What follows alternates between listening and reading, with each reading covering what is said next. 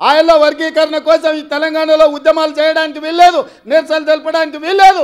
పోలీసుల నిర్బంధాలు కొనసాగుతుంటే పరేడ్ గ్రౌండ్లో ధర్మయుద్ధం కార్యక్రమానికి అండగా నిలబడి ఆయల్ల మాదిగల వర్గీకరణకు అండగా నిలబడి వర్గీకరణ జరగాల్సిందే, మాదిగలకు న్యాయం చేయాల్సిందే అని చెప్పి అండగా నిలబడ్డది నేను.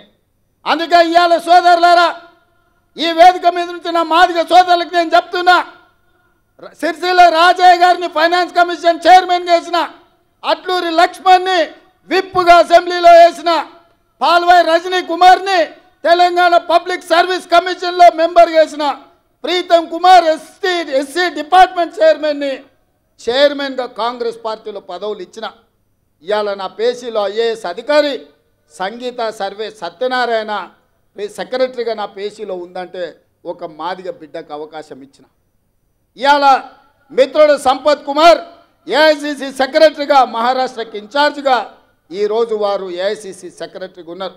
దామోదర్ రాజనరసింహ గారు మంత్రివర్గంలో మంత్రిగా ఉన్నారు. ఇవి సరిపోతాయంటే ఇవి సరిపోవు. నాకు తెలుసు మీ జనాభా ఎంత ఉంది, మీకు ఇన్నాళ్ళు జరిగిన అన్యాయం ఏంది, మీ ఆవేదన మీ ఆలోచన నాకు తెలుసు.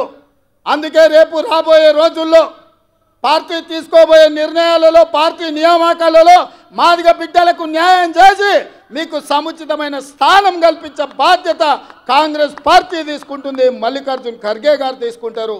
సోనియామ్మను ఒప్పించి మెప్పించి వర్గీకరణను పార్లమెంట్లో చట్టం చేసే బాధ్యత ఇవాళ కాంగ్రెస్ పార్టీ తీసుకుంటుందని చెప్పి మాదిగ సోదరులకు నేను చెప్పదలుచుకున్నా.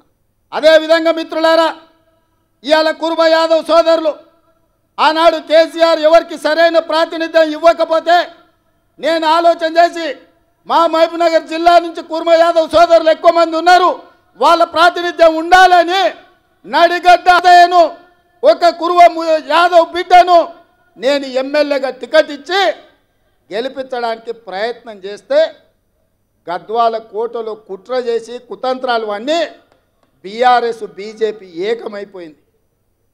ఆనాడు చీకటి ఒప్పందం చేసుకొని అప్పటి వరకు తగాదాలు ఉన్నాయి మాకు, మా ఇంటి మీద కాకి ఇంటి మీద వాలదు అని చెప్పిన వాళ్ళు ఇవాళ మామ అల్లుళ్ళు ఒక్కటైపోయి కుమ్ముక్కు రాజకీయాలు వేసి ఒక సరితను, ఒక ఆడబిడ్డను, ఒక కురుబ యాదవ్ ఆడబిడ్డను మామ అల్లుళ్ళు ఏకమై అర్నమ్మ నాయకత్వంలో బీజేపీ ఓట్లన్నీ బీఆర్ఎస్ కేసి 5,000 ఓట్ల తక్కువ మెజార్టీతోని ఇవాళ ఆడబిడ్డను ఓడగొట్టారు.